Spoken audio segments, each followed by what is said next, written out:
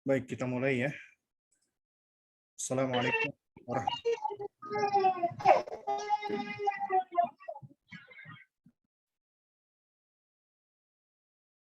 Innal hamdalillah nahmaduhu wa nasta'inuhu wa nastaghfiruh wa natubu ilaih wa na'udzu billahi min syururi anfusina wa min sayyiati a'malina may yahdihillah fahuwal muhtad wa may yudlil falan tajida lahu waliyyan mursyida.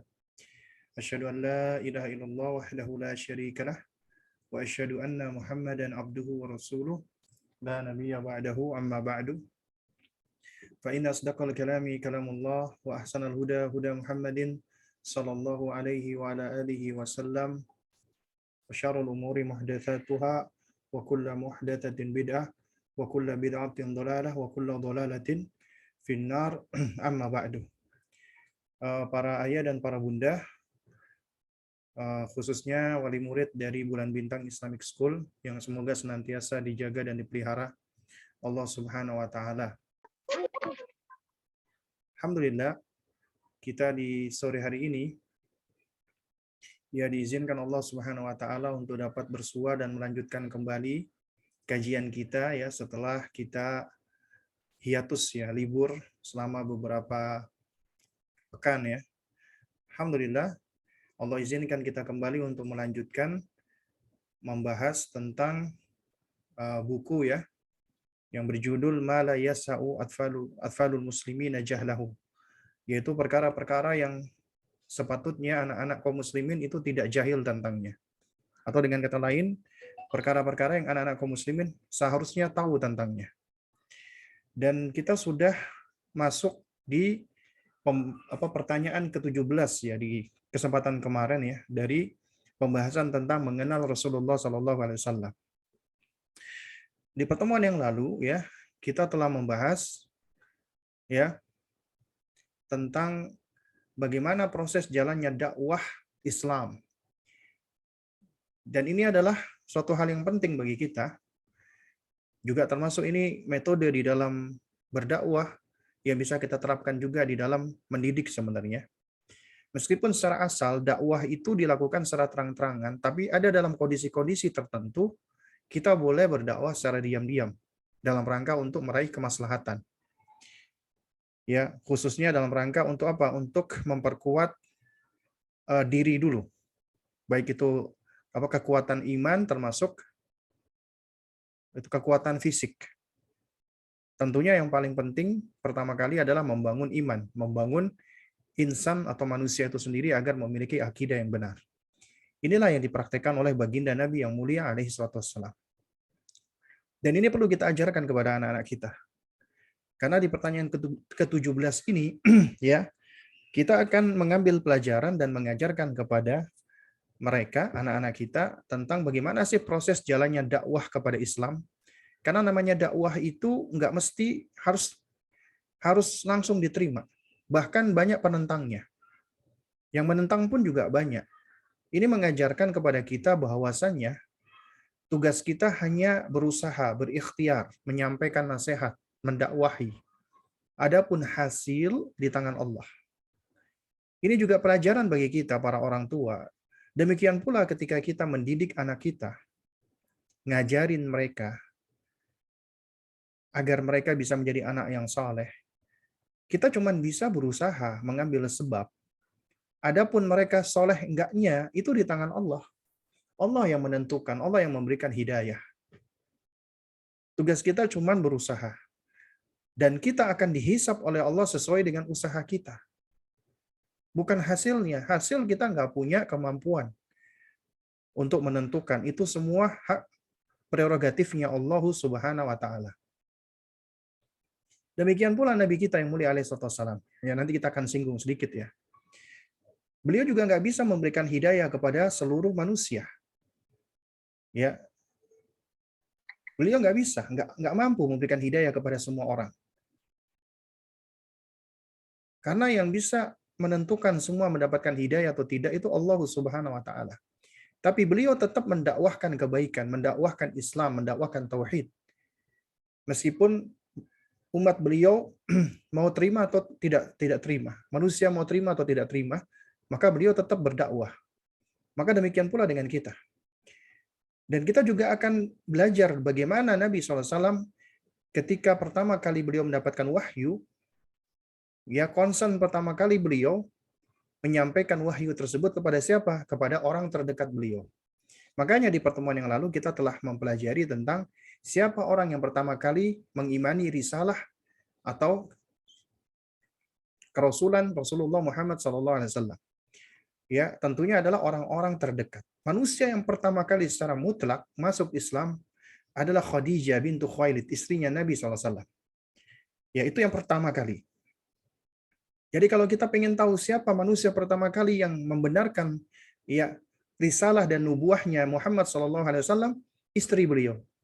Ini menunjukkan bahwasanya ya orang yang terdekat dengan kita itu istri, pasangan kita itu yang paling dekat. Karena mereka adalah mitra hidup kita. Seharusnya kita ya membersamai pasangan kita sehidup semati hingga sesurga insyaallah taala.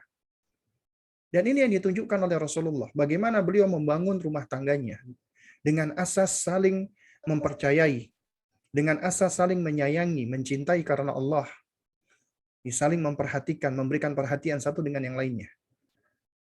Ya, dan di pertemuan yang lalu kita juga sudah ini mempelajari, menyinggung sedikit ketika wahyu pertama kali turun.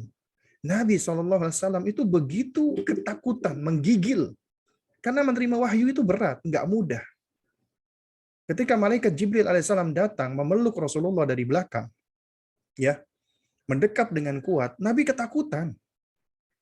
Dan itu manusiawi, karena beliau manusia biasa. Apalagi ketika Jibril alaihissalam itu mengucapkan Iqra ya Muhammad, Iqra, bacalah. Nabi kaget. Ya, karena beliau bukanlah orang yang memang bisa membaca. Beliau termasuk dari kalangan ummi. Ummi artinya nggak bisa baca tulis.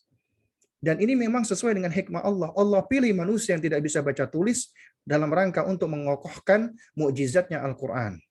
Karena apabila ya Nabi Muhammad SAW adalah orang yang pintar atau pandai baca tulis, maka orang-orang yang menuduh beliau itu plagiasi, beliau mencontoh atau mencontek ya ajaran-ajaran agama lain, itu maka masih ada peluang gitu loh. Tapi ternyata Allah pilih manusia nggak bisa baca, nggak bisa tulis, sehingga nggak ada kemungkinan Nabi bisa mempelajari kitab-kitab agama sebelumnya. Dan Rasulullah SAW, beliau itu orang yang jarang pergi luar kota kecuali ya pada saat beliau berdagang. Ya. Dan peluang beliau bertemu dengan ahlul kitab saat itu cuma sedikit.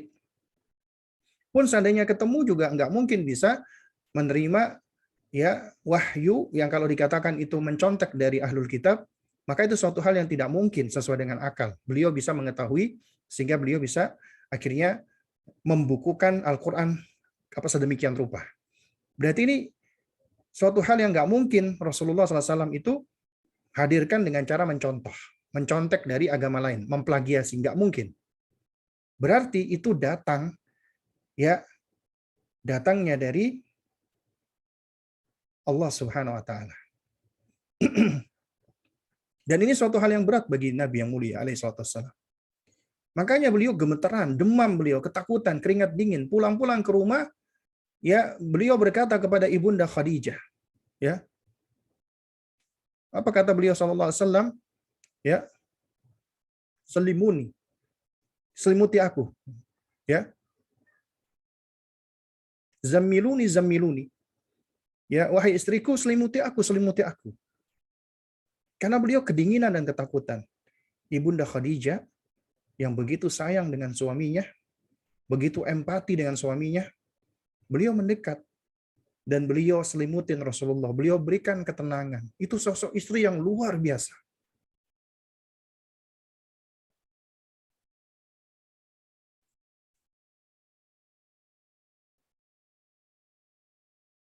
Kalau kita ingin melihat ya, potret romantisme manusia, itu bukan ada pada kisah Romeo and Juliet atau model-model seperti mereka, enggak. Itu semua bukanlah romantisme yang sebenarnya, itu semua adalah romantisme yang berbalut syahwat yang kelak ujung-ujungnya adalah penyesalan dan kesengsaraan. Tapi kalau kita ingin melihat romantisme yang sebenarnya, yang abadi, itu ada pada diri Rasulullah dan istri-istri beliau, terutama kepada Ibunda Khadijah.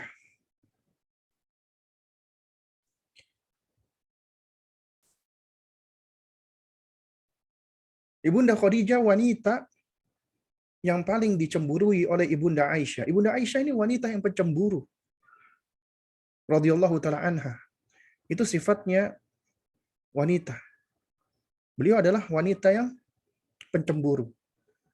Nabi SAW sendiri yang mengatakan demikian. Ya, bahkan Ibunda Aisyah itu pernah sampai beliau sengaja menjatuhkan piring, pecah. Ya. Dan kita bisa belajar bagaimana Rasulullah itu menghadapi kecemburuan seorang wanita. Luar biasa. Dan Nabi begitu sayang dengan Ibunda Khadijah. Makanya ketika Ibunda Khadijah radhiyallahu taala anha wafat, itu pukulan yang keras bagi seorang Rasulullah SAW. Karena beliau manusia biasa yang punya rasa cinta. Itu pukulan yang berat yang beliau rasakan ketika Ibunda Khadijah wafat, meninggal dunia. Dan juga ketika beliau menikah dengan Ibunda Khadijah, Nabi SAW itu beliau belum berpoligami. Ya, beliau belum melaksanakan poligami. Namun setelah Ibunda Khadijah wafat, baru di situ beliau memperistri wanita-wanita yang istimewa. Meski demikian, istri-istri Nabi tersebut seperti Sauda, Aisyah, Hafsah, dan seterusnya, mereka semua merasakan betapa Nabi itu begitu cintanya dengan Ibunda Khadijah. Nah, karena itu nggak heran. Sampai-sampai ada seorang penyair yang dia menggubah sebuah syair mengatakan, nakil fuadaka haitsu syi'ta minal hawa mal hubbu illa li habibil awwali wa kam manzilin fil ardi ya'lafuhu al fata wa haninuhu illa li habibil awwali. Artinya, nakil fuadaka haitsu syi'ta minal hawa. Bawalah serta hatimu kemanapun engkau pergi. Terserah engkau. Kemanapun engkau pergi, bawa hatimu. Mal hubbu illa li habibil awwali. Tapi tetap rasa cinta itu selalu bersarang kepada kekasih yang pertama. Wa kam manzilin fil ardi ya'lafuhul fata. Betapa banyak tempat persinggahan. Betapa banyak tempat yang disinggahi oleh seorang pemuda. Tapi tambatan hatinya, kerinduannya hanya kepada Habibil Awwali, kekasih yang pertama. Ya. Wa haninuhu illa li Habibil Awwali. Kerinduannya itu selalu pada kekasih yang pertamanya. Ini sebagaimana yang juga dialami Rasulullah SAW. Betapa beliau sayangnya dengan Ibunda Khadijah, dan Ibunda Khadijah betapa sayangnya dengan Rasulullah Sallallahu Alaihi Wasallam. Karena itu yang pertama kali membenarkan risalahnya Nabi Muhammad SAW adalah istri beliau. Ibunda Khadijah nggak bertanya tentang jangan-jangan engkau mengalami ini, jangan-jangan setan datang kepadamu, jangan-jangan ini. Enggak, beliau langsung melihat bahwasanya suami beliau orang istimewa. Beliau percaya sepenuhnya. Ketika Rasulullah menceritakan apa yang terjadi, Ibunda Khadijah membenarkan 100%. Nggak ada keraguan-raguan padanya. Bahkan beliau memanggil saudara sepupunya yang bernama Buhairah ketika itu. Dalam rangka untuk mengkonsultasikan hal ini. Dan Buhairah sendiri mengatakan bahwasanya itu adalah risalah wahyu dari Allah. Ya. Dan ini sudah kita bahas di pertemuan yang lalu. Nah, baru kemudian setelah itu yang menerima pertama kali Islam dari kalangan laki-laki dewasa adalah siapa? Abu Bakar radhiyallahu taala anhu. Abu Bakar ini sahabat dekatnya Rasulullah. orang terdekatnya Nabi yang mulia alaihi wasallam, dan usia mereka nyaris sebaya.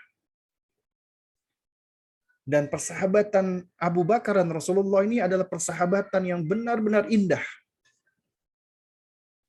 Bagaimana seorang Abu Bakar radhiyallahu taala anhu begitu mempercayai sahabatnya Muhammad sallallahu alaihi wasallam. Meskipun berita-berita yang disampaikan oleh Rasulullah mungkin nggak masuk akal, menurut kebanyakan manusia beliau benarkan. Makanya manusia yang membenarkan Isra Mi'raj pertama kali adalah siapa? Abu Bakar radhiyallahu taala anhu. Makanya beliau disebut dengan As-Siddiq. Ya. Kalau kita ingin lihat manusia terbaik setelah para nabi dan rasul adalah Abu Bakar radhiyallahu taala anhu. Ya. Disebutkan oleh para ulama, ya, Abu Bakar adalah kunyah. Nama beliau ada yang mengatakan Abdullah, ada yang mengatakan Abdurrahman. Ya, Ibnu Abi Kuhafah. Abu Kuhafah, ayahnya Abu Bakar radhiyallahu taala anhu, ketika Abu Bakar masuk Islam, beliau belakangan masuk Islamnya. Bahkan disebutkan oleh para ulama masuk Islamnya itu sampai ada yang mengatakan menjelang Fathu Makkah. Ya. Abu Kuhafah ini. Ayahnya, ya, Abu Bakar radhiyallahu taala anhu. Dan Abu Bakar ketika tahu Rasulullah SAW itu mendapatkan hal yang mungkin menurut manusia aneh, kemudian Nabi menceritakan, beliau membenarkan. Karena beliau tahu ini sahabatnya ini adalah sahabat yang selama puluhan tahun mengenal Rasulullah, nggak mungkin beliau ini berbohong. Beliau ini orang yang menurut dugaan kuat beliau adalah orang yang dicintai oleh Allah Rabbul Alamin. Adapun dari kalangan anak-anak adalah Sayyidina Ali radhiyallahu taala anhu. Ali radhiyallahu taala anhu tinggal di rumahnya Rasulullah, dididik oleh Rasulullah dan ibunda Khadijah. Tinggal di rumah Rasulullah. Karena Abu Thalib menitipkan Sayyidina Ali. Karena ketika itu pamannya Nabi yang bernama Abu Thalib mengalami kesulitan. Akhirnya sejumlah anaknya dititipkan ke saudara-saudaranya. Di antaranya Ali dititipkan kepada Rasulullah. Artinya Sayyidina Ali ini tumbuh di rumahnya Rasulullah. Ketika Rasulullah belum diangkat menjadi Nabi dan Rasul. Dan anak-anak yang pertama kali mengimani risalahnya Nabi Muhammad SAW adalah Sayyidina Ali. Lalu kemudian juga ya Rasulullah punya seorang budak bernama Zaid bin Harithah. Dan Nabi begitu sangat memuliakan budak. Nggak pernah menghinakan mereka. Sangat memanusiawikan mereka dan Nabi menganjurkan untuk memerdekakan mereka. Makanya Zaid bin Harithah pun dimerdekakan. Dan menjadi orang terdekatnya Nabi. Dan Zaid bin Harithah itu adalah orang yang mencintai Rasulullah SAW. Di kalangan mantan budak, beliau yang mengimani pertama kali. Ya, itu yang sudah dimerdekakan. Adapun budak yang masih statusnya budak, yang pertama kali membenarkan baginda Nabi yang mulia alaihissalam adalah Bilal bin Rabah. Ya. Jadi Bilal bin Rabah al-Habasyi, artinya dari Habasyah, dari Ethiopia. Nah, lalu kemudian apa yang dilakukan oleh Rasulullah ketika beliau mendapatkan wahyu dan kemudian beliau ya akhirnya sudah paham nih bahwasanya yang beliau hadapi yang beliau hadapi saat itu, yang beliau terima adalah wahyu dari Allah. Allah Subhanahu wa taala memberikan wahyu kepada Rasulullah melalui perantaraan malaikat Jibril alaihissalam. Ya. Setelah beliau pertama kali mendakwahi orang-orang terdekat beliau, persuasif. Dakwah kepada orang-orang dekat, baru kemudian beliau ajak. Ya, beliau ajak ya orang-orang lain yang mau menerima dakwah beliau. Makanya awal dakwanya secara sirriyah. Dan ini beliau lakukan nggak sebentar, selama kurang lebih 3 tahun. Ya, beliau berdakwah secara diam-diam 3 tahun. Di antaranya ketika itu beliau membuat majelis di rumah yang namanya Al-Arqam. Makanya majelis pertama kali adalah Darul Arqam, di rumahnya Al-Arqam. Ya. Dan beliau berdakwah di situ, ngajar, menyampaikan risalah dan wahyu, yaitu agar manusia kembali mentauhidkan Allah Subhanahu wa taala. Nah, kemudian setelah itu ya Allah memerintahkan Nabi untuk berdakwah secara jahriyah, secara terang-terangan. Ya. Nah, jika kita perhatikan di awal-awal dakwah Siriyah 3 tahun pertama, ya, Nabi memang tidak melakukan dakwah secara terbuka, nggak membuka majelis-majelis umum. Tapi Nabi SAW melakukannya dengan cara menyeleksi dulu, ya, menyeleksi, melihat dan merekrut siapa di antara ya masyarakat saat itu yang lebih mudah untuk diajak, orang-orang yang lebih lurus fitrahnya dan seterusnya. Dan semua diajak. Nabi nggak pilih-pilih, laki perempuan, orang yang merdeka atau budak, ya, yang masih anak-anak, apa pemuda atau orang tua, Nabi ajak. Yang penting ya apa namanya peluang mereka untuk menerima dakwah itu besar. Ya. Nah, sehingga selama 3 tahun itu Allah Subhanahu wa taala berikan kemudahan. Dikatakan oleh para ulama ahli sirah, ya, hampir tidak ada keluarga di Mekkah saat itu kecuali mesti ada 1 atau 2 orang dari anggota keluarganya atau budaknya sudah masuk Islam atau mengenal Islam. Nah, di awal-awal inilah kita kenal dengan yang namanya as-sabiqunal awwalun. As-sabiqunal awwalun adalah mereka orang-orang yang pertama kali masuk Islam.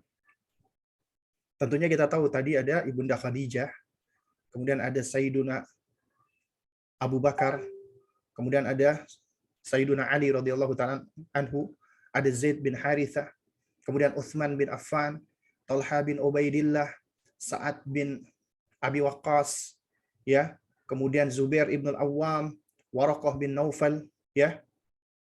Nah, afwan itu tadi yang nama satu. Waraqah bin Naufal inilah yang apa sepupunya, ya, Ibunda Khadijah, ya. Kemudian apa namanya? Abu Dzar, ya, Abdurrahman bin Auf. Kemudian juga ada apa Arqam bin Abi Arqam, Abdullah bin Mas'ud, Amr bin Yasir, Yasir ayahnya dan uminya, Ummu Yasir itu termasuk orang yang syahid pertama kali di dalam Islam. Ya. Kemudian baru apa saudaranya Ali, Ja'far, ya, kemudian pamannya Nabi Hamzah, ya. Kemudian Bilal, itu Khabbab, Ummu Fadl, Safiyah, Asma, Fatimah, ya, dan akhirnya Umar ibn al-Khattab radhiyallahu ta'ala anhu. Ya. Awalnya ketika awal-awal dakwah Nabi SAW secara Siriyah, itu orang-orang Quraisy itu cuek. Karena mereka sudah kenal nih Rasulullah. Mereka sudah kenal ini Muhammad SAW bukanlah orang yang bakal membuat kericuhan. Jadi awalnya mereka nggak mempedulikan gitu loh. Ya. Nah, jadi mereka ini hanya nganggep ya apa yang disampaikan atau yang diserukan oleh Rasulullah ini ya paling nggak beda dengan mereka-mereka yang ketika itu sebagiannya dikenal ya meskipun dari kalangan ahlul kitab tapi masih hanif. Seperti siapa? Seperti Waraqah bin Naufal. Atau ada seorang bernama Umayyah bin Abi Salt, ya. Nah, jadi mereka asalnya tidak begitu memperhatikan. Mereka biarkan. Sehingga akhirnya nggak ada benturan-benturan, belum ada konflik, masih belum ada. Tapi ketika Allah Subhanahu wa taala memerintahkan Nabi SAW ya untuk berdakwah secara terang-terangan, secara jahriyah, nah maka saat itulah mulai muncul yang namanya clash. Ya. Mulai muncul yang namanya penentangan-penentangan. Ya. Dan Allah Subhanahu wa taala perintahkan kepada Nabi sallallahu alaihi wasallam, "Ya ayyuhal muzammil," wahai orang yang berselimut. Ya. Juga dia katakan ya ayyuhal mudaththir. Ya, kum fa'andir, bangun dan berikanlah mereka peringatan. Ya. Kemudian juga Allah berfirman dalam surat Asy-Syura, ya. Asy-Syu'ara, wa anzir ashiratakal aqrabin. Dan berikanlah peringatan kepada ya karib kerabatmu yang dekat denganmu. Kemudian Allah ajarkan adab kepada Nabi. Wakhfid janahaka liman ittaba'aka minal mu'minin. Dan rendahkanlah dirimu kepada orang-orang yang mengimanimu, orang-orang beriman, orang-orang yang mengikutimu dari orang-orang beriman. Fa in asauka faqul inni bari'um mimma ta'malun. Jika mereka menentangmu, maka ucapkanlah sesungguhnya aku berlepas diri dengan apa yang kalian kerjakan. Ya. Nah, lalu kemudian akhirnya beliau naik ke atas bukit.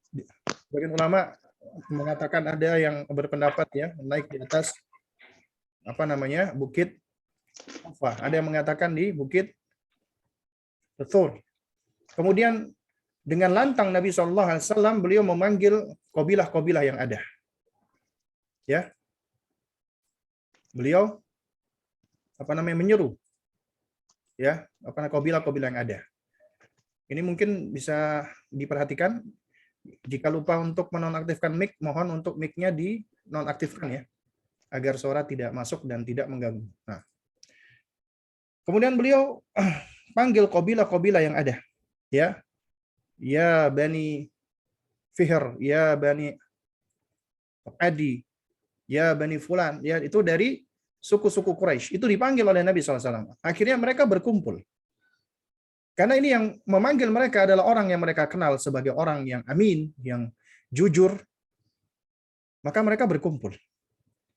Kemudian Nabi SAW berkata kepada mereka, ya, Ara'aitum law akhbartukum anna khailan bil wadi turidu an tughayyiru alaikum akuntum musaddiqi. Bagaimana pendapat kalian jika aku khabarkan, aku sampaikan kepada kalian bahwasanya ada pasukan berkuda di balik bukit ini yang hendak menyerang kalian dan mereka membawa dengan berbagai macam perbendaharaan. Apakah kalian mempercayai aku? Apa jawaban mereka? Orang-orang Quraisy yang saat itu berkumpul, "Na'am ya Muhammad, bala ya Muhammad." Iya ya Muhammad. "Ma jarabna 'alaika illa sidqan." Ya, kami enggak pernah mendapati engkau kecuali engkau orang yang jujur. Kami ini udah kenal engkau, kami udah punya pengalaman dengan dirimu wahai Muhammad. Dan engkau ini adalah orang yang jujur. Ya. Kemudian Nabi SAW baru menyampaikan, ya, fa inni nadhirul lakum baina yaday adzabus syadid. Sesungguhnya aku kumpulkan kalian dalam rangka untuk memperingatkan akan adanya azab yang syadid, dan aku mengajak kalian kepada ya la ilaha illallah. Tidak ada sesembahan yang hak kecuali Allah. Nah, baru saat itu mulailah muncul manusia-manusia yang sejatinya adalah syaitan dari bangsa manusia yang akan menentang kebenaran. Ini selalu ada di setiap zaman, di setiap waktu. Ini justru sudah menjadi sunnatullah. Allah akan menjadikan adanya musuh bagi kebenaran. Musuh bagi al-haq. Dan ternyata yang maju adalah pamannya Nabi sendiri. Abu Lahab. Paman yang awalnya begitu cinta dengan Rasulullah. Bahkan diberitakan, diriwayatkan ketika Nabi Muhammad dilahirkan, Abu Lahab ini menyembelih ribuan untanya. Ya, ribuan untanya. Dan budak wanitanya yang ketika itu menyampaikan berita tentang kelahiran Muhammad dimerdekakan. Ya, alaihi wassalam. Ya. Dimerdekakan oleh Abu Lahab. Tapi ketika Abu Lahab melihat ini ponakannya mengajak kepada sesuatu yang aneh menurut dia, yang dapat ya merubah kondisi kaum musyrikin saat itu, maka dia pun maju, Abu Lahab. Tabban laka ya Muhammad. Celaka engkau wahai Muhammad. Ya. Alihada jama'tana. Apakah untuk ini engkau mengumpulkan kami? Ataj'alu alihatana ilahan wahid. Apakah engkau hendak menjadikan sesembahan-sesembahan kami itu hanya satu sesembahan saja? Hadza syai'un ujab. Ini aneh sekali. Sungguh engkau aneh sekali. Apakah engkau hendak menjadikan sesembahan-sesembahan kami yang banyak ini hanya menjadi satu sesembahan saja?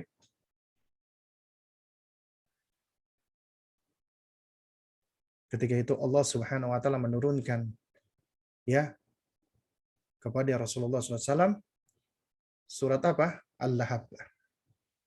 Tabbat yada abi lahabi wa tab. Ya, sungguh celaka tangannya Abu Lahab dan apa yang dia kerjakan. Ma aghna anhu maluhu wa ma kasab. Tidaklah bermanfaat hartanya dan amalnya, perbuatannya, ya. Sayasla naron dzata lahab. Niscaya dia akan masuk ke dalam api yang menyala-nyala, berkobar-kobar. Wa imra'atuhu hammalatal hatab. Dan istrinya yang membawa kayu bakar, yaitu Ummu Jamil, ya. Fi jidiha hablum mim masad. Ya, ini surat Al-Masad atau surat Al-Lahab Allah turunkan dengan berisi ancaman kepada Abu Lahab dan istrinya. Maka mulai saat itulah permusuhan orang-orang musyrikin Quraisy terhadap dakwah tauhid, dakwahnya Nabi mulai muncul. Di pertanyaan 18, bagaimana kondisi Nabi dan orang-orang yang mengimani beliau setelah dakwahnya Nabi terang-terangan? Nah, maka mulailah permusuhan itu muncul. Orang-orang musyrikin berusaha keras untuk menyakiti Nabi SAW dan kaum muslimin saat itu. Sampai-sampai orang-orang mukmin saat itu diberikan izin untuk hijrah. Hijrah pertama kali adalah ke Habasyah. Mereka bertemu dengan Raja Najasyi. Dan Raja Najasyi termasuk raja yang bijak, dan beliau pun masuk Islam tapi tidak mengumumkan keislamannya. Dan mereka melindungi kaum muslimin. Bahkan orang-orang musyrikin bersepakat untuk membunuh Nabi SAW. Tapi Allah jaga tentunya Nabi. Allah jaga Rasulnya. Dan Allah jadikan paman beliau bernama Abu Thalib di antara pelindungnya Rasulullah SAW. Untuk menjaga Nabi dari kejahatan mereka, orang-orang musyrikin Quraisy. Nah, jamaah sekalian dimuliakan Allah Subhanahu wa taala. Kalau kita perhatikan apa sih yang dilakukan oleh orang-orang musyrikin terhadap Rasulullah?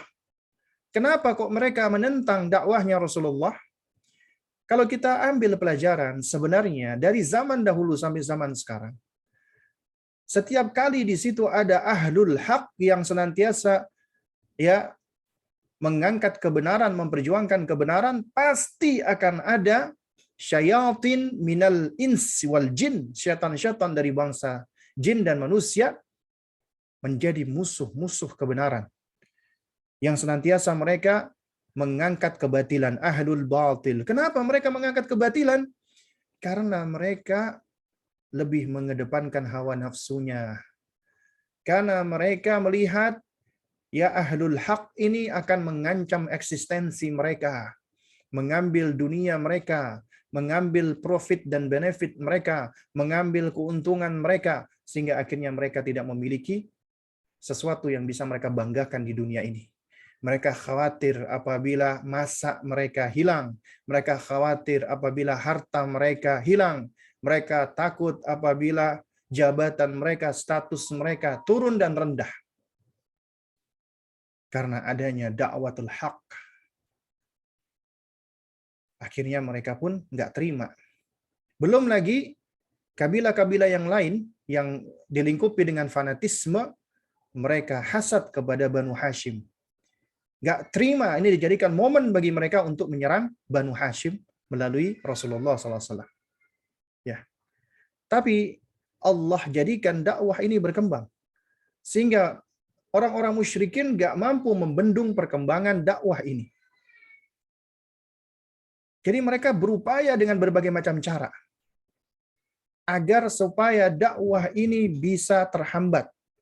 Ya, mulai dari cara boikot, ancaman, ya, ancaman itu ancaman fisik, ancaman pembunuhan, bahkan Nabi diboikot, ya, dan kaum muslimin diboikot sampai mereka kelaparan, karena bukan cuman boikot fisik tapi juga boikot ekonomi, boikot makanan. Nabi dan sahabat kelaparan, lapar, benar-benar lapar, sampai-sampai Nabi SAW itu harus mengikatkan kerikil di perutnya, di perut beliau, ya. Dan ini embargo seperti ini tuh berat. Kalau kita kemarin diuji oleh Allah dengan pandemi, kita harus lockdown, kita harus isolasi mandiri, ya, itu sejatinya nggak ada apa-apanya. Allah masih berikan kita makanan. Allah Subhanahu wa taala masih izinkan kita untuk bisa berinteraksi dengan yang lainnya meskipun dengan cara daring.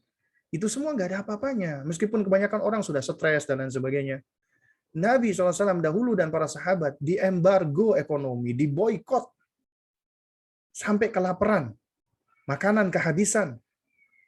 Bahkan sebagian sahabat-sahabat Nabi itu dihukum dengan hukuman cambuk. Ya. Nah, jadi karena itulah, ya, mereka nggak bisa tinggal diam. Mereka pun akhirnya sampai berbuat makar. Nggak cukup ini kalau kita cuman boikot, ya, nggak cukup. Jadi apa yang mereka lakukan? Yang mereka lakukan adalah mereka berusaha untuk membunuh Rasulullah Shallallahu Alaihi Wasallam. Ya. Nah, di antara orang yang paling jahat dengan Rasulullah SAW, ya, itu adalah siapa? Abu Jahal. Ya, Abu Jahal ini, ya, adalah orang yang hasad dengan Nabi SAW. Dia bernama Amru bin Hisham. Ya, dia bernama siapa? Amru bin Hisham. Ya. Nah, Amru bin Hisham atau Abu Jahal ini, ya, makanya disebut dengan Abu Jahal itu bapak apa kebodohan. Padahal sebelumnya dia adalah seorang yang disebut dengan Abul Hakam, ya, orang yang bijak, orang yang cerdas.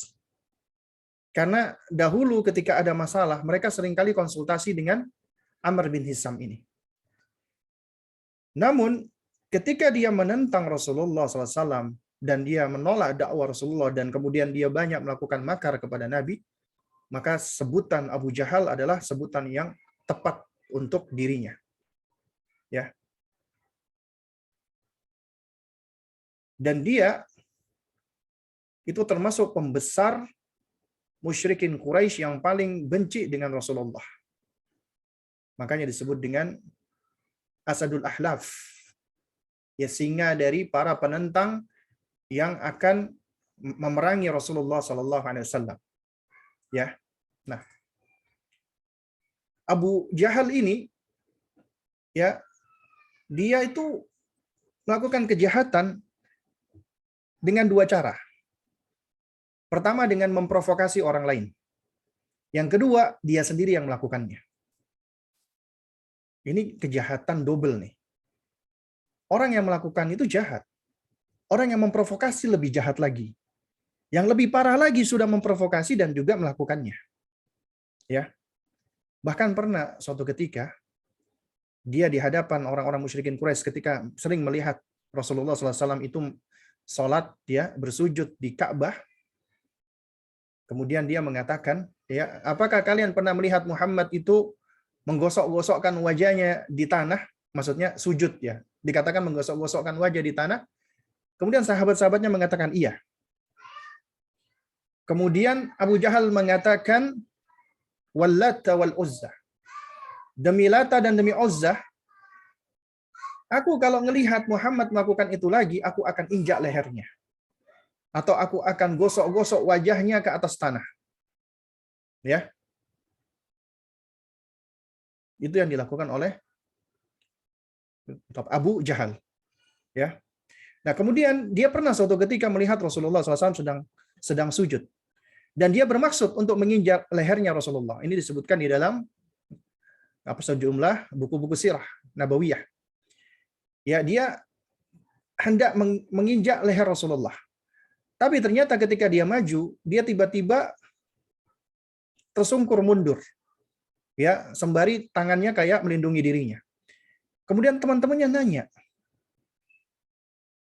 "Ya Amr bin Hisham, ma bika?" Kata dia. "Kenapa engkau? Kenapa engkau nggak bisa? Maksudnya kenapa engkau nggak jadi nginjak lehernya Muhammad?" Dia mengatakan, "Ya baini wa bainahu, ya di antara aku dengan dirinya, dengan Muhammad, itu ada parit api yang bergolak-golak." Ya, ada parit api yang bergolak-golak, dan aku juga melihat banyak sayap. Nah, Nabi ketika ditanya oleh para sahabat tentang hal ini, Nabi mengatakan, "Laudana minni, ya, laqtatafathul malaikatu udwan." Sekiranya Amr bin Hisam atau sekiranya Abu Jahal itu mendekati aku, niscaya dia akan disambar oleh malaikat sedikit demi sedikit. Ya. Nah, Allah Subhanahu wa taala juga menyebutkan ini dalam surat Al-Alaq. Kalla innal insana la yadgha. Ya, sekali-kali tidak. Sesungguhnya manusia itu benar-benar melampaui batas. Ar-ra'ahu istaghna. Karena dia melihat dirinya itu sudah serba cukup. Inna ila rabbika ruj'ah. Sesungguhnya hanya kepada Rabbmu lah, ya, kembalimu. Ara'aital ladzi yanha. Bagaimana pendapatmu tentang orang yang melarang, ya, abadan idza shallah, seorang hamba ketika dia salat. Nah, ini. Bagaimana pendapatmu orang yang mencegah seorang hamba ketika dia salat? Ara'aita in kana 'alal huda. Ya, bagaimana pendapatmu jika, ya, orang tersebut berada di atas kebenaran? Au amara bittaqwa, atau orang yang mengajak kepada takwa. Ara'aita in kadzdzaba wa tawalla. Bagaimana pendapatmu jika orang tersebut malah mendustakan dan berpaling? Sebagian ulama itu menyebutkan ini berbicara tentang siapa? Amr bin Hisham tadi. Abu Jahal.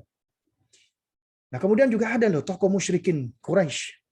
Kalau kita baca ini di dalam buku-buku Sirah Nabawiyah, di antaranya bernama Uqbah bin Mu'ayyid.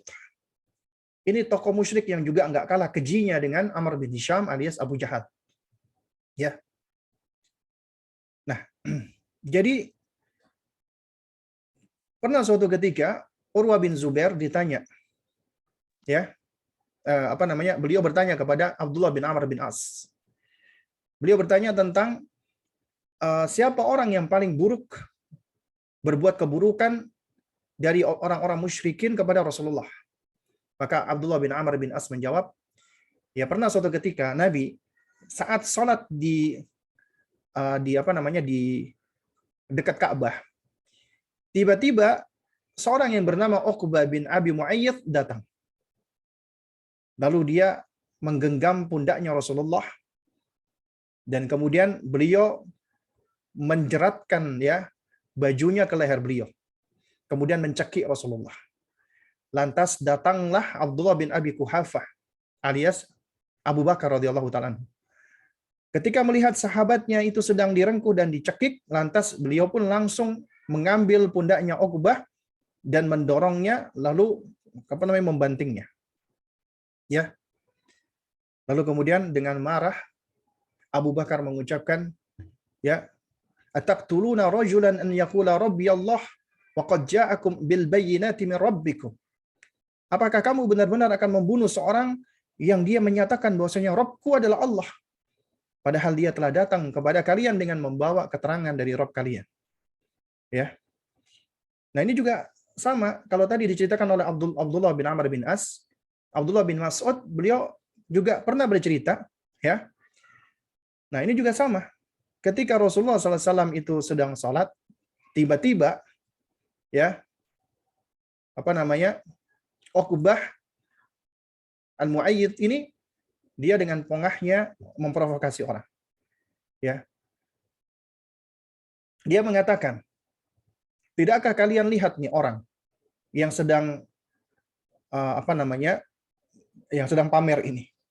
Siapa di antara kalian yang berani ya untuk mengambil isi perut unta yang baru disembelih beserta kotoran dan darahnya, lalu tumpahkan apa kepadanya, yaitu kepada Rasulullah. Ya, jadi ketika dia sujud. Nah, lalu kemudian akhirnya ada orang yang terprovokasi. Dia pun melakukan hal ini. Ketika Nabi sedang sujud, dilemparkan kotoran-kotoran itu ke atas pundaknya Nabi SAW. Dan Nabi tetap bersujud. Dan mereka semua tertawa-tawa, terbahak-bahak, mengejek-ngejek. Ya. Nah, kemudian pada saat itu ya ada seorang ya wanita bernama Juwairiyah. Beliau melaporkan hal ini kepada putri Nabi SAW, Fatimah bintu Rasulullah. Ya. Ketika tahu abinya sedang dibully ini oleh orang-orang musyrikin, Fatimah nggak terima. Beliau cinta abinya. Nah, beliau langsung segera berlari untuk menolong abinya. Bayangkan nih, seorang putri, anak perempuan, dengar abinya dibully, langsung lari datang untuk membela abinya. Beliau lihat abinya sedang sujud. Sementara di punggung beliau penuh dengan kotoran-kotoran. Ya, maka Fatimah pun dengan menangis, marah. Ya, beliau marah kepada orang-orang musyrikin. Ya, lalu kemudian beliau pun bersihkan punggungnya Nabi SAW. Fatimah pun marah besar mengatakan, Allahumma alaika bi Quraisy, Allahumma alaika bi Quraisy. Ya Allah, hukumlah orang-orang Quraisy, hukumlah orang-orang Quraisy. Ya. Lalu kemudian setelah salat Nabi mengucapkan, Allahumma alaika bi Amr bin Hisham. Ya Allah, balaslah Amr bin Hisham, yaitu Abu Jahal. Ya wa Utbah bin Rabi'ah, wa Syaibah bin Rabi'ah, wal Walid bin Utbah, wa Umayyah bin Khalaf, wa Uqbah bin Abi Mu'aid, wa Umarah ibn Walid. Disebutkan secara spesifik oleh Nabi orang-orang ini. Kemudian kata Abdullah bin Mas'ud yang menceritakan kisah ini, wallahi demi Allah, ketika di perang Badar, aku melihat mereka semua ini binasa. Aku melihat semua orang-orang yang disebutkan oleh Nabi ini hancur. Ya, semuanya hancur. Mereka semua binasa. Nah, jadi ketika Rasulullah SAW itu beliau berdakwah dengan terang-terangan, maka tantangan yang beliau hadapi semakin berat. Lebih berat lagi ya jemaah sekalian. Di pertanyaan ke-19 kita lanjutkan. Orang-orang yang beliau sayang, yang beliau cintai, dan yang mendukung dakwah beliau, wafat meninggal dunia. Itulah disebut dengan Amul Huzn, tahun duka cita. Siapa yang wafat pada tahun ke-10 setelah Bi'tsah, yaitu setelah Nabi diangkat menjadi Nabi? Tidak lain dan tidak bukan adalah pamannya Abu Thalib, kemudian istri beliau Khadijah bintu Khuwailid radhiyallahu taala anha. Ya, ini adalah tahun kesedihan. Tahun yang penuh dengan ya duka cita yang dialami oleh Rasulullah sallallahu alaihi wa ala alihi wasallam. Pamannya Abu Thalib sayang sama Rasulullah. Cinta sama Rasulullah. Ketika Nabi dibully, ketika Nabi diganggu, maka yang membantu Rasulullah adalah pamannya Abu Thalib. Ya, karena beliau termasuk pembesarnya Bani Hashim. Dan Abu Thalib sendiri juga pernah mengasuh Rasulullah SAW. Dan Rasulullah pun juga pernah mengasuh putra beliau, yaitu Ali bin Abi Thalib radhiyallahu taala anhu. Ya. Dan Abu Thalib wafat, meninggal dunia. Dan disebutkan di dalam sejumlah buku-buku sirah nabawiyah, ya, berkenaan dengan wafatnya Abu Talib, Nabi SAW sedih. Kenapa? Karena yang wafat adalah pamannya. Dan kesedihan beliau yang lebih besar lagi adalah apa? Adalah pamannya ini masih musyrik. Pamannya ini masih belum menerima Islam. Itu semakin membuat Nabi SAW semakin apa? Semakin bersedih hati. Ya. Dan ketika pamannya semakin parah sakitnya dan sudah diambang kematian, ketika itu para pembesar Quraisy itu hadir, berkumpul di sisinya Abu Talib. Mereka berkumpul di sisi Abu Talib. Nabi SAW pun merangsak maju, mendekati pamannya. Di dekat Abu Talib itu ada pembesar-pembesar Quraisy, orang-orang musyrikin, di antaranya Amr bin Hisham, ya, Abu Jahal, dan juga pembesar-pembesar yang lainnya. Maka Nabi SAW ketika melihat pamannya dalam kondisi diambang kematian, Nabi mendekat. Ya Rasulullah mendekati. Kemudian Nabi mengatakan, ya ammi, wahai pamanku, qul la ilaha illallah, ucapkan la ilaha illallah. Uhaju laka bihi indallah. Aku akan berhujah di sisi Allah dengan perkataanmu itu. Ucapkan la ilaha illallah, wahai paman, sebelum engkau meninggal dunia. Dengannya aku akan berhujah di sisi Allah, agar Allah tidak memasukkan engkau ke dalam neraka untuk selama-lamanya. Disebutkan fa'aba Abu Talib. Abu Talib enggan. Kenapa? Karena ketika Rasulullah membisikkan perkataan ini, Abu Talib melihat wajah teman-temannya dari pembesar musyrikin, diantaranya melihat wajahnya Amr bin Hisham. Amr bin Hisham mengatakan, ya Abu Talib, wahai Abu Talib, apakah engkau hendak meninggalkan agama nenek moyangmu untuk agama ponakanmu ini? Maka Abu Talib pun enggan untuk mengucapkan syahadat.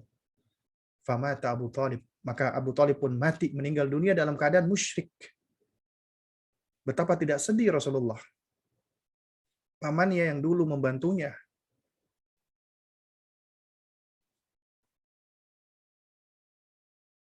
menolong Nabi SAW habis-habisan. Nah, Nabi pun sayang dengan pamannya. Tapi pamannya ini tidak termasuk orang beriman. Termasuk orang musyrikin. Dan Nabi tahu ketika pamannya meninggal dunia akan terpisah apabila pamannya masuk neraka untuk selama-lamanya dengan Rasulullah. Dan itu adalah perpisahan yang abadi. Karena perpisahan yang abadi adalah ketika seorang mungkin berkumpul di dunia, tapi di akhirat yang satu di surga, yang satu di neraka. Dan Nabi pun bersedih sebagai manusia. Dan Allah ingatkan Rasulullah SAW ketika Nabi terbetik di dalam dirinya untuk memohonkan ampun untuk pamannya. Allah menegur Rasulullah. Innaka la tahdi man ahbabta, walakinallaha yahdi man yasha. Sesungguhnya engkau, wahai Muhammad, la tahdi man ahbabta, engkau nggak bisa memberikan hidayah kepada orang yang engkau sayangi. Walakinallaha yahdi man yasha. Akan tetapi Allah memberikan hidayah kepada siapa saja yang Allah kehendaki. Nabi kita nggak bisa ngasih hidayah, nggak bisa ngasih taufik. Yang bisa hanya Allah. Karena Allah lah satu-satunya yang memberikan hidayah kepada siapa saja yang Allah kehendaki. Hatta Nabi kita pun nggak bisa memberikan hidayah. Pamannya pun meninggal dalam keadaan musyrik. Sedih nggak Rasulullah? Sedih luar biasa. Bahkan sebelumnya, Nabi kita kehilangan belahan hati dan belahan jiwanya. Beliau kehilangan istri yang beliau sayangi, Ibunda Khadijah, yang telah membersamai beliau ya selama 25 tahun. Ya, seperempat abad menjadi mitra hidupnya Rasulullah. membersamai Nabi, mempercayai Nabi, mendukung Nabi.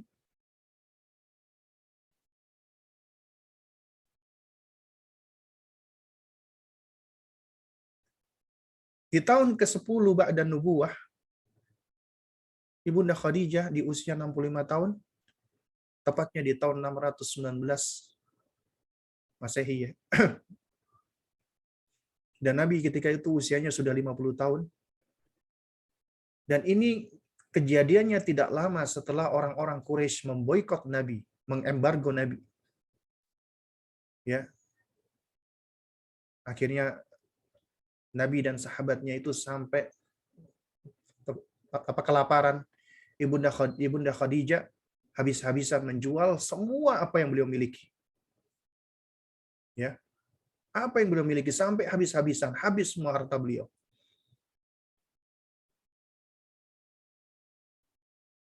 Dan gak lama kemudian beliau pun meninggal dunia.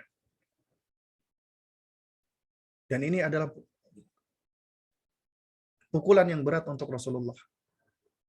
Betapa beliau bersedih luar biasa atas wafatnya orang yang beliau cintai.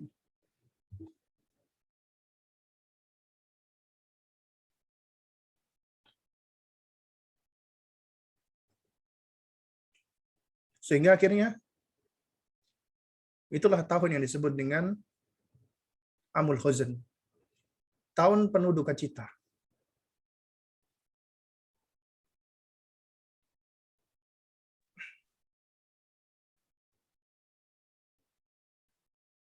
Jamaah sekalian dimuliakan Allah Subhanahu wa taala. Kalau kita banyak mengeluh, betapa di antara kita mungkin mengeluhkan tentang kesulitan hidup kita, betapa fakirnya kita. Mungkin ada di antara kita yang kehilangan anak-anak kita. Atau mungkin ada pasangan kita yang juga telah meninggalkan kita. Dan kita merasa betapa hidup kita itu begitu sulitnya. Maka lihatlah kehidupannya Rasulullah sallallahu alaihi wa ala alihi wasallam. Beliau dilahirkan sudah menjadi anak yatim.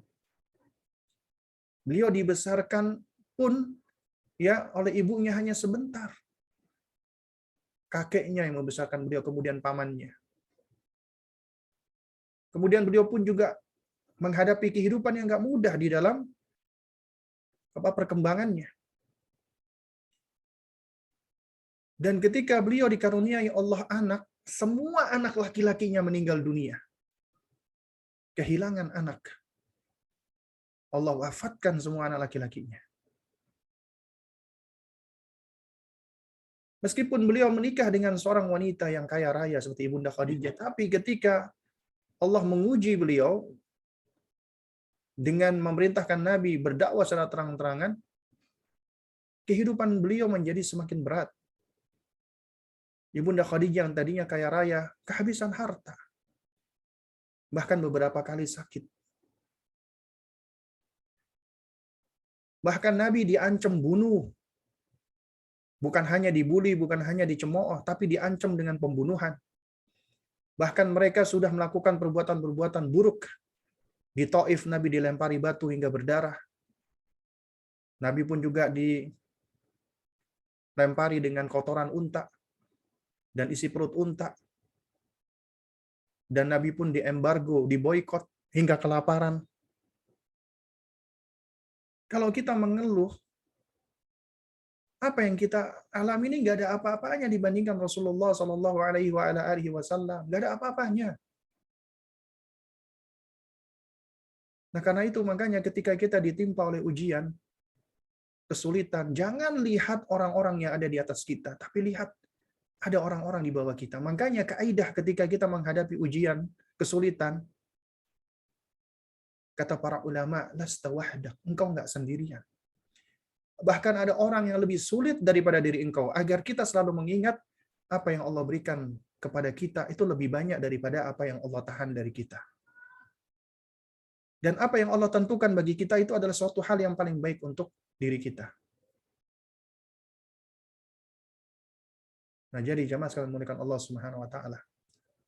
Dari sini kita bisa mengambil pelajaran besar, ya, bahwa ketika kita mempelajari apa yang dialami oleh baginda Nabi yang mulia alaihi salatu wassalam, manusia yang paling Allah cintai, Allah ridho dengannya. Tapi kalau kita lihat bagaimana kehidupan beliau di dunia, apakah beliau hidup dengan mewah kaya raya? Apakah beliau tidur di atas dipan yang begitu empuk? Tidak. Bahkan beliau itu hampir nggak punya apa-apa di dunia ini. Sayyiduna Umar radhiyallahu taala anhu ketika mengunjungi Rasulullah, melihat rumah Rasulullah, menangis beliau. Dikarenakan Nabi nggak punya apa-apa. Beliau kunjungi Nabi baru saja bangun dari tidurnya, dan beliau tidur di atas hasir seperti alas dari jerami. Dan beliau lihat di bagian sisi rusuk beliau ada bekasnya guratan-guratan hasir. Dan beliau tengok di kanan kiri rumahnya nggak ada apa-apa kecuali cuma satu lemari kecil, hanya isinya satu sok gandum, satu kantung kecil. Dan di tembok hanya digantung satu lembar kulit kambing. Sayyiduna Umar menangis. Nabi melihat Sayyiduna Umar menangis, bertanya, "Ma yabkika ya Ibnul Khattab?" Apa yang membuatmu menangis, wahai Ibnul Khattab? Kemudian Umar mengatakan, "Ya Rasulullah, bagaimana aku nggak menangis ya Rasulullah? Sementara di sana itu Raja Persia, Kaisar Romawi, mereka berada di atas dipan yang mewah dan dikelilingi dengan sungai-sungai susu dan buah-buahan. Sementara Anda adalah Rasulullah, Anda adalah utusan Allah. Namun apa yang Anda miliki saat ini?" Kemudian Rasulullah menjawab, "Ya Ibnul Khattab, apakah engkau ridha bahwasanya bagi kita adalah di akhirat nanti dan bagi mereka adalah di dunia ini?" Kemudian Sayyidina Umar pun mengatakan, ya Rasulullah, aku ridha bahwasanya apa yang nanti di dunia, apa nanti yang di akhirat, itulah yang paling baik. Karena ad-dunya sijnul mu'min, dunia itu penjaranya orang-orang beriman dan surganya orang-orang kafir. Dan selama kita hidup di dunia pasti akan menghadapi kesulitan-kesulitan hidup. Kita pasti akan mengalami penderitaan-penderitaan. Kita pasti akan mengalami yang namanya musibah dan ujian. Pasti. Tapi di balik itu, ketika kita menghadapi itu semua, dan apabila kita hadapi dengan kesabaran, dengan ihtisaban, mengharap balasan dari Allah, maka Allah akan tinggikan derajat kita. Allah akan ampuni dosa-dosa kita. Dan Allah akan jadikan itu sebab kita semakin tinggi derajatnya, semakin dekat dengan Allah Subhanahu wa taala. Dan kita akan kesulitan untuk bisa menghadapi ini semua apabila kita nggak belajar dari manusia yang istimewa, baginda Nabi yang mulia Rasulullah Shallallahu Alaihi Wasallam. Dan inilah sosok yang harusnya kita ajarkan, kita kenalkan, dan kita jadikan anak kita mencintai beliau dan ngefans dengan beliau, mengidolakan beliau. Agar tidak ada di dalam hatinya anak-anak kita itu ngefans dengan orang-orang yang gak jelas. Dengan pemain bola, dengan penyanyi, musisi, aktor, aktris Korea, dan yang semisalnya. Itu semua orang-orang yang gak jelas. Karena berbahaya, wahai ummahat, wahai akhwat, apabila anak-anak kita mereka ngefans, mereka sayang, mereka cinta dengan orang-orang seperti itu, orang-orang kafir. Bukankah kita ingat Nabi mengatakan, almar'u ma'aman ahabba, seseorang akan dibangkitkan bersama dengan orang yang dia cintai. Kalau dia cintanya tidak bersama Rasulullah, dia cintanya tidak bersama dengan Abu Bakar, Umar, Uthman, Ali, dan orang-orang saleh, malah mencintai orang-orang fasik, orang-orang kafir, orang-orang munafik, orang-orang musyrik. Wa hasya lillah, wa na'udzu billah, wa nas'alullah as-salam wal afiyah.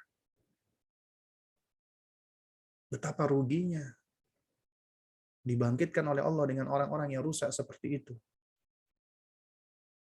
Nah, karena itu jangan pernah kita berhenti untuk mengajari anak-anak kita.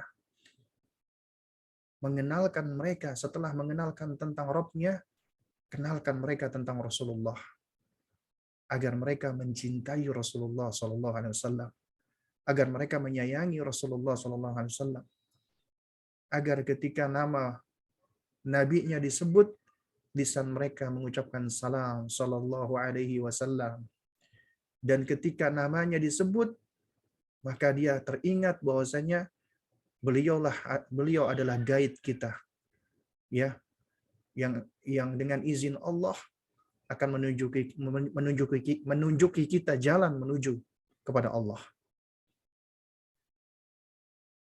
Barakallahu fikum jami'an. Kita cukupkan dulu sampai di sini. Insyaallah nanti kita lanjutkan tentang Isra Mi'raj di pertemuan berikutnya.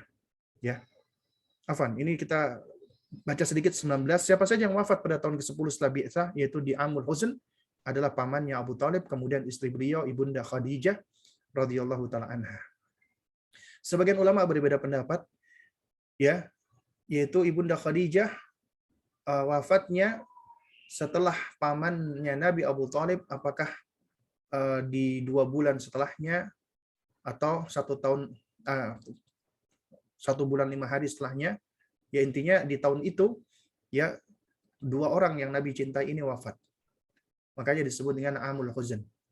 Insyaallah nanti kita lanjutkan di pertanyaan ke-20 tentang kejadian Isra Mi'raj, karena ini berkaitan, ya, dan yang ditulis oleh Asy-Syaikh Yazan Al-Ghanim di sini itu sebenarnya kisahnya berurutan sebenarnya, ya, dari pertanyaan-pertanyaan ini. Ya, jadi dibuat oleh beliau sistematis dan berurutan. Nah, mungkin kita cukupkan sampai di sini. Kurang lebihnya saya mohon maaf, ya. Nah, wallahu taala a'lam bishawab. Ya, nanti insyaallah kita lanjutkan di pertemuan berikutnya. Kita tutup dengan kafaratul majlis. Subhanakallahumma wa bihamdik, asyhadu an la ilaha illa anta astaghfiruka wa atubu ilaik. Assalamualaikum warahmatullahi wabarakatuh.